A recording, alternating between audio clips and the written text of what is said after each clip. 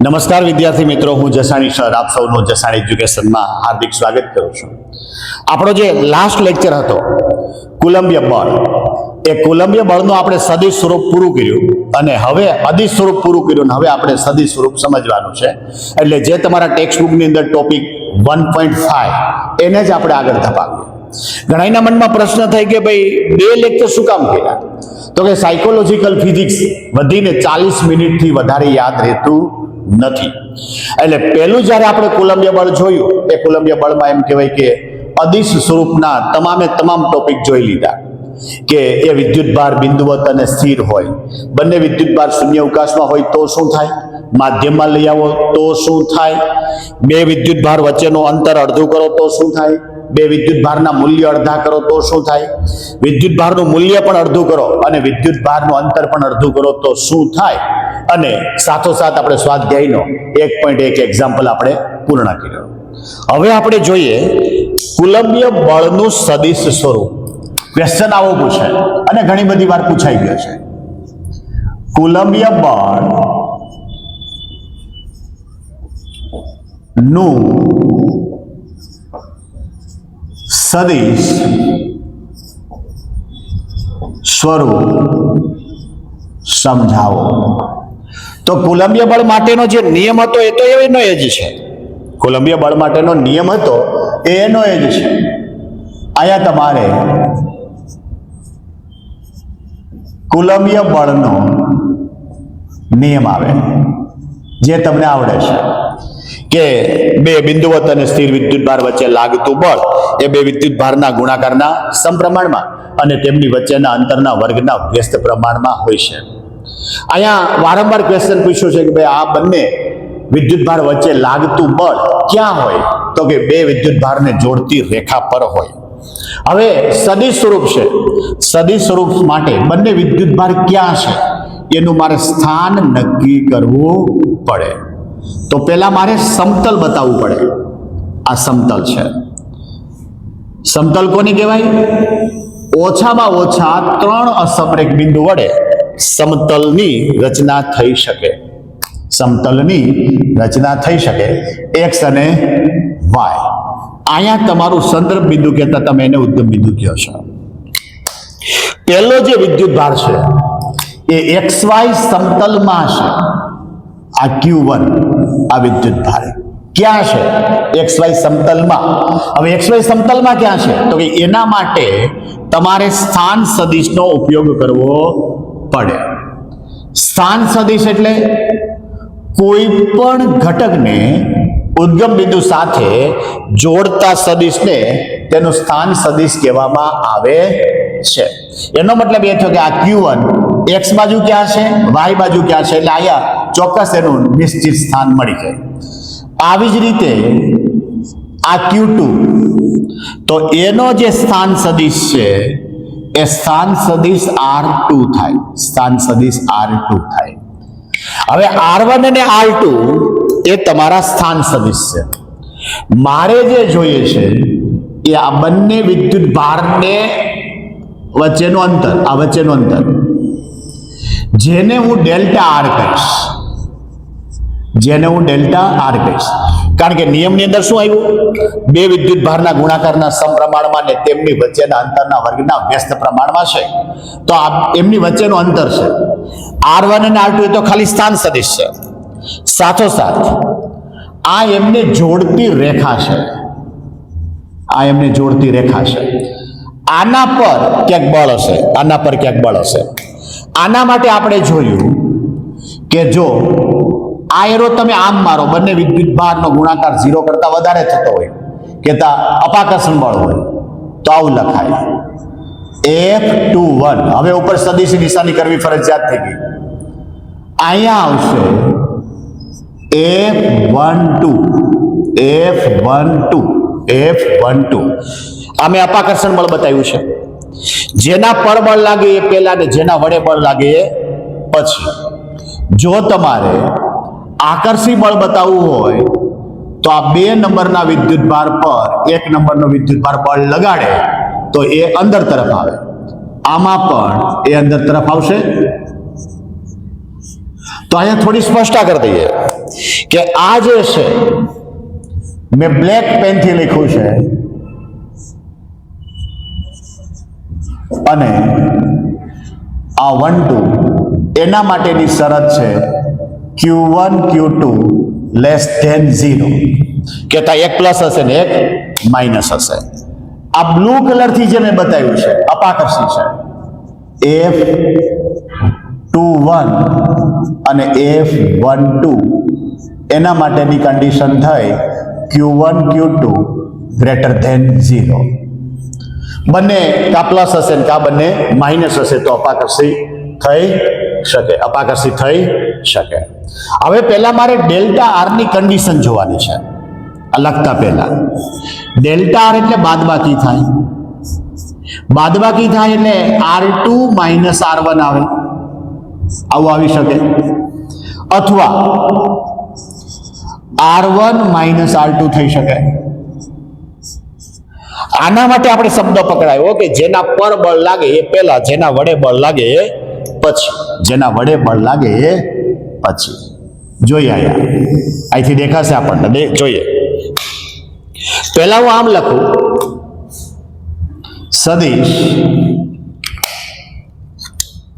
સદિશ F21 બરાબર કે Q2 Q1 R21 નો સ્ક્વેર R21 કેરેટ. મેં સદિશ રૂપ બતાવ્યું એટલે કેરેટ જરૂરી છે. અહીંયા જ્યાં R21 કેરેટ એટલે કોઈ પણ સદિશને એના મૂલ્ય વડે ભાંગવાનો, એટલે આ સદિશ આવે છેદમાં એમનું મૂલ્ય આવે. આ મૂલ્ય સદિશના મૂલ્યને આવી રીતે બતાવાય. તો કે અહીંયા આવું પણ બતાવી શકાય, આ R21 બરાબર R2 માઇનસ R1, અને મૂલ્ય પણ આવી રીતે બતાવી શકાય કે R2 માઇનસ R1. તો હવે જે આપણું સૂત્ર છે એ F21 બરાબર કે Q2 Q1 અહીંયા R2 માઇનસ R1 અને માનાંકમાં બતાવીએ એટલે મૂલ્ય થઈ જાય એનો વર્ગ. અહીંયા આવે R2 માઇનસ R1, અહીંયા આવશે R2 માઇનસ R1, આવું થઈ ગયું. તો હવે જો એને ભેગા કરીને લખીએ તો આવું લખાશે કે સદિશ 21 બરાબર કે Q2 Q1 સદિશ R2 માઇનસ R1 નો ક્યુબ, અહીંયા આવ્યું સદિશ R2 માઇનસ સદિશ R1, આવું લખાડો. ફરક ક્યાં પડ્યો? તો કે હવે પેલું જોઈએ, આવું પણ થાય.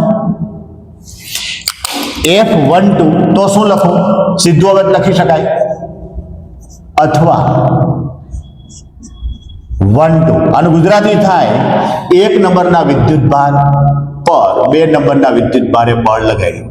આ નક્કી થઈ જાય એટલે પહેલો આંકડો એ પહેલા, અહીંયા Q1 આ Q2 છેદમાં થઈ જાય R1 માઇનસ R2 નો ઘન, અહીંયા R1 minus R2 minus R1 R2. Q1 અને Q2 માં કોઈ ફરક નહીં પડે, આ મોડમાં કોઈ ફરક નહીં પડે, પરંતુ આ બ્રેકેટમાં જે કાંઈ છે એમાં જો તમને નક્કી કરતા ન આવડે તો જે બળ અપાકર્ષી હોય એ કદાચ તમારી ભૂલને કારણે એ આકર્ષિત થઈ જાય. આના પરથી આવું લખી શકાય કે F21 બરાબર F12, બેયના મૂલ્ય સમાન અને દિશા વિરુદ્ધ, માટે આવું લખ્યું આપણે કે જ્યાં ન્યૂટનની ગતિના ત્રીજા નિયમનું પાલન થાય છે. ત્રીજા નિયમનું પાલન થાય છે, જ્યાં ત્રીજા નિયમનું પાલન થાય છે. ક્લિયર? લેખો આપણે સદિશ સ્વરૂપ. આના એક્ઝામ્પલ કરતા પહેલા આપણે આના પછીના ટોપિકનો પણ ઉપયોગ કરવો પડે. એટલે તમારા ટેક્સ્ટબુકની અંદર 1.6 કુલંબીય બળ માટે સંપાતપણાનો નિયમ જૂની ટેક્સ્ટબુકની અંદર શબ્દ આવો હતો. નવામાં એવું છે કે ઘણા વિદ્યુત ભાર વચ્ચે લાગતું બળ. તમારો જે ટોપિક છે ત્યાંના પછીનો બે ભેગા કરશું ત્યારે આપણા તમામ પ્રકારના આ કુલંબીય બળને લગતા એક્ઝામ્પલ થઈ શકે. આપણા ટોપિકનું નામ છે, જૂની ટેક્સ્ટબુક પ્રમાણે જુઓ તો આવું છે, કુલંબીય બળ માટે સંપાતપણાનો નિયમ અથવા તો સિદ્ધાંત. નવી ટેક્સ્ટબુક પ્રમાણે જુઓ અથવા ઘણા વિદ્યુત ભાર માટે ઘણા વિદ્યુત ભારો વચ્ચે લાગતું બળ. ઘણા વિદ્યુત ભારો વચ્ચે લાગતું બળ. તો કે પહેલો શબ્દ આવ્યો સંપાતપણું. સંપાતપણું એટલે થાય સરવાળો. સંપાતપણું એટલે થાય સરવાળો. તો કે સાદા સરવાળા અને આ સરવાળામાં શું ફરક? તો કે સાદા સરવાળા કરતા હોય અને તમારી બાજુમાં જો ત્રીજો કોઈ ઘટક પડ્યો હોય તો એની અસર થાય, કારણ કે આ તો બળ લગાડવાની પ્રોસેસ છે. જો સંપાતપણું હોય એવો શબ્દ વાપરો તો બે વિદ્યુત ભાર વચ્ચે જ્યારે બળ લાગતું હોય ત્યારે ત્રીજો વિદ્યુત ભાર એની વચ્ચે હોય કે બાજુમાં હોય તો પણ એના ઉપર કોઈ અસર થતી નથી. જોઈએ પાછો આપણે સમતલ દોરીએ. આ સમતલમાં એકથી વધારે વિદ્યુત ભાર આપણે બતાવવાના છે. આ x y આપણે જોઈએ. આ પહેલો વિદ્યુત ભાર, આ Q1, આ Q2, આ Q3 અને હું અહીંયા બતાવી દઉં Qn. આનો જે સ્થાન સદિશ છે એને કહી દઈએ R1.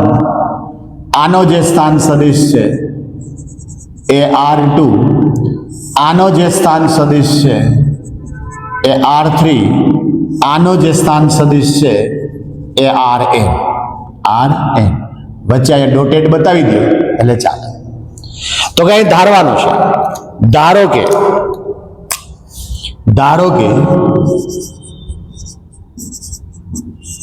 વિદ્યુત ભારો Q1, Q2, Q3, Qn XY સમતલમાં છે અને તેમના સ્થાન સદિશ અનુક્રમે, હવે શબ્દ અનુક્રમે આવવો જોઈએ, અનુક્રમે R1, R2, R3 dash dash dash Rn છે. આપણે આકૃતિ પરથી જ લખ્યું, ગોખવાની જરૂર નથી. ફિઝિક્સ ખરેખર ગોખવાનો વિષય નથી. કોના પર બળ લાગે? એકથી વધારે વિદ્યુત ભાર છે, કોના પર બળ લાગે? તો કે Q2 પર બાકીના બધા વિદ્યુત ભારો બળ લગાડે છે. જોતા જઈએ યાર. આ Q2 પર, આ Q1 એ Q2 પર બળ લગાડે તો એનું સૂત્ર બને F21. આ Q3 એ કોના ઉપર બળ લગાડે? 2 ઉપર. આ N પણ કોના પર બળ લગાડે? 2 ઉપર. બરાબર.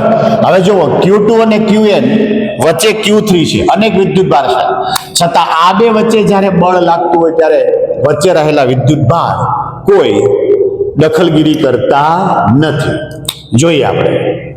તમારું સૂત્ર આમ છે, F21 બરાબર કે Q2 Q1 R2 minus R1 નો સ્ક્વેર, તો અહીંયા કેરેટ કરવું પડે. બીજું F23 તો કે Q2 Q1 R2 અહીંયા 3 આવશે, minus R3 square R23 caret. અહીંયા n કર દો, 2n કે Q2 Qn R2 minus Rn નો સ્ક્વેર, અહીંયા R2n કેરેટ. જોયું તમે? જેના પર બળ લાગે એ પહેલા ને જેના વડે બળ લાગે એ પછી આપણે ક્રમ બદલાવાનો નથી. સંપાતપણાના નિયમ અનુસાર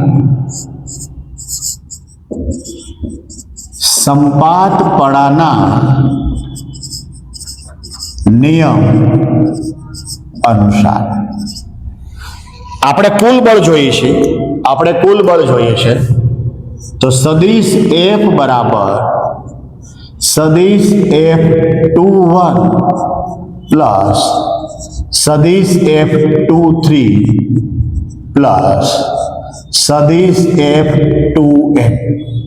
આના સૂત્ર મૂકીએ કે અથવા તો 1/4πε0 કે Q2 Q1 છેદમાં R2 માઇનસ R1 નો સ્ક્વેર R21 કેરેટ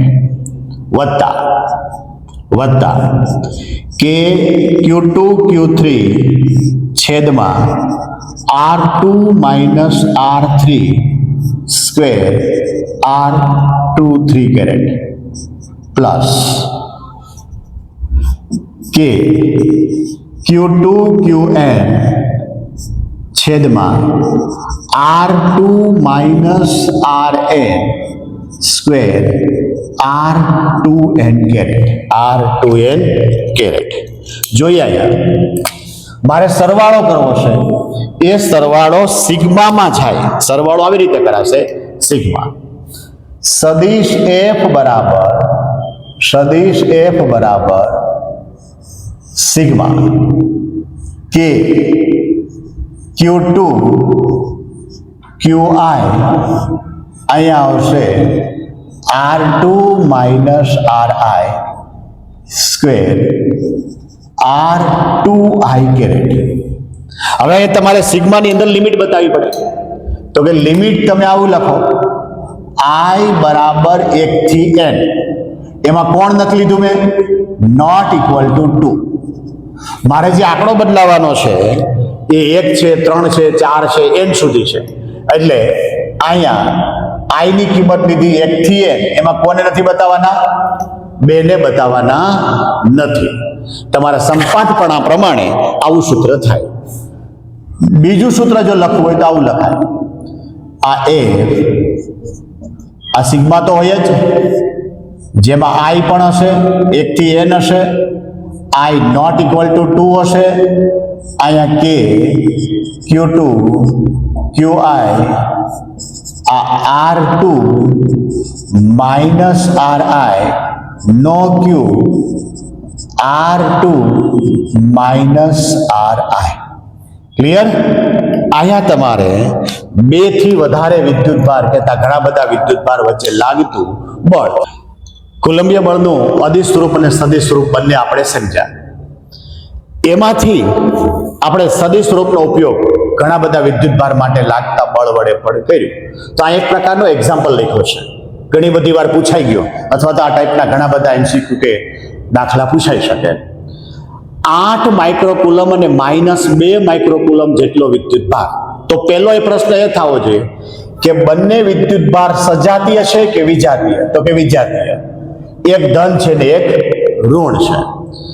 બે કણો વચ્ચેનું અંતર 20 સેન્ટીમીટર છે. બે વચ્ચેનું અંતર 20 સેન્ટીમીટર છે.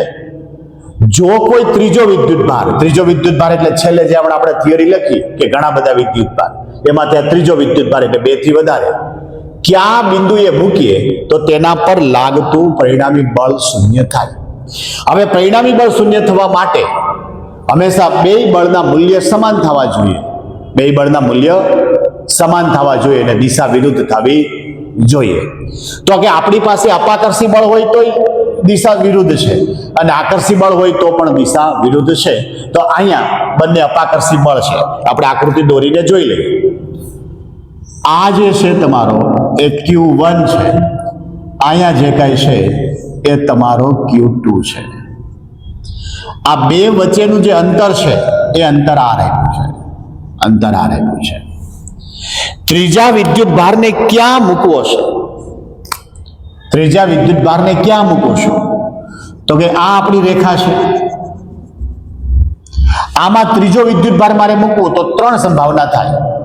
બે વિદ્યુત ભારની વચ્ચે, Q1 ની ડાબી બાજુ, Q2 ની જમણી બાજુ, Q2 ની જમણી બાજુ, ત્રણ માંથી કોઈ એક પર વિદ્યુત ભાર મૂકવો છે. તો કે હું અહીંયા મૂકું છું. તો કે શું કામ અહીંયા મૂકો છો? આ તમારો Q3 અહીંથી કેટલા અંતરે છે? x જેટલા અંતરે છે. અહીંથી કેટલા અંતરે થશે? r પ્લસ x જેટલા અંતરે થશે. એનો મતલબ એ થયો કે Q1 થી વધારે અંતરે છે અને Q2 થી ઓછા અંતરે છે. મેં અહીંયા ખાલી ધારણા કરી કે Q3 ને જો અહીંયા મૂકીએ તો Q1 અને Q2 દ્વારા Q3 પર જે બળ લાગે એ સમાન મૂલ્યનું થશે અને વિરુદ્ધ દિશાનું થશે. આવું શક્ય બની શકે. જોઈએ Q2 નું માપ, Q2 નું મૂલ્ય -2 માઇક્રોકુલમ છે, Q1 નું મૂલ્ય 8 માઇક્રોકુલમ છે. હવે વિદ્યુત ભાર હંમેશા સમપ્રમાણમાં હતા. Q1 નું મૂલ્ય વધારે છે માટે ત્યાંથી વધારે અંતર હોવું જોઈએ, Q2 નું મૂલ્ય ઓછું છે માટે ત્યાં ઓછું અંતર હોવું જોઈએ. અહીંયા જોઈએ Q1 બરાબર 8 માઇક્રોકુલમ માટે 8.0 ગુણ્યા 10⁻⁶ માઇક્રોકુલમ. ઘણા એમ કે અમને તો આ બધું મોઢે આવડે છે, ડાયરેક્ટ લખી નાખીએ તો તમારો માર્ક કપાય. સ્ટેપ જે છે એ બોર્ડમાં કપાવવા જોઈએ નહીં. સ્ટેપ તમારા બોર્ડમાં કપાવવા જોઈએ નહીં. આ માઇનસ છે માટે -2.0 10⁻⁶ કુલમ. જે અંતર છે એ 20 સેન્ટીમીટર છે. આને આપણે મીટરમાં ફેરવવું પડે તો 0.2 મીટર થાય, 0.2 મીટર થાય. હવે લખવાનું, ધારો કે Q2 થી x જેટલા અંતરે Q3 એટલે ત્રીજો વિદ્યુત ભાર મૂકેલ છે, ત્રીજો વિદ્યુત ભાર મૂકેલ છે. જોઈએ આ બંને વિદ્યુત ભાર નું મૂલ્ય 0 થવું જોઈએ. આપણે આવું કીધું. તો કે આના દ્વારા જે લાગે એ આમ બનશે. કોના પર બળ લગાડે? ત્રીજા ઉપર. કોણ બળ લાગે? બીજું. આના દ્વારા જે બળ લાગે એ આમ બનશે 3:1. આ બેયના મૂલ્ય કેવા થવા જોઈએ? સમાન. અને દિશા કેવી થવી જોઈએ? વિરુદ્ધ. તો પરિણામી બળ શૂન્ય થાય. તો હું આમ લખી શકું F બરાબર F31 વત્તા F32 વત્તા F32 વત્તા F32. અહીંયા દિશા બતાવી હોય તો બતાવી શકાય. અહીંયા 0 બરાબર F31 વત્તા F32. તો આમ લખી શકાય F31 બરાબર -F32 -F32. આવું લખી શકાય કે Q3 Q1 છેદમાં R પ્લસ x નો વર્ગ. અહીંયા આમ લખી શકાય માઇનસ કે Q3 Q2 અપોન x નો સ્ક્વેર. હવે બેયમાં k સમાન છે એટલે ઉડાડી દઈએ. Q3 સમાન છે એટલે ઉડાડી દઈએ. તો વધ્યું આપણી પાસે આવું Q1 upon R plus x નો square minus Q2 upon x નો સ્ક્વેર. બેયની કિંમત મૂકી દઈએ. 8 ગુણ્યા 10⁻⁶ છેદમાં 0.2 પ્લસ એક્સ નો સ્ક્વેર, આ માઇનસ છે અને માઇનસ હજી મૂકું 10⁻6 છેદમાં એક્સ નો સ્ક્વેર, આ બે ઉડી જાય. હવે આપણી પાસે રકમ વધી 8 ના છેદમાં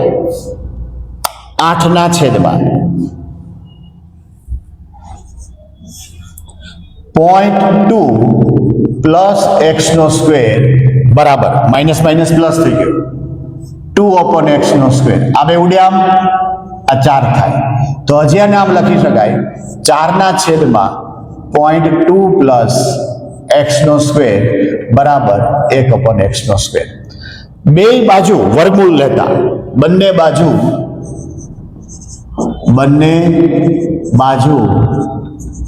વર્ગમૂળ લેતા, તો આ 2 છેદમાં 0.2 પ્લસ એક્સ, કારણ કે વર્ગ છે એનું વર્ગમૂળ કાઢ્યું એટલે સાદી રકમ થઈ ગઈ 1 એક્સ, ચોકડી ગુણાકાર 2x બરાબર 0.2 પ્લસ એક્સ.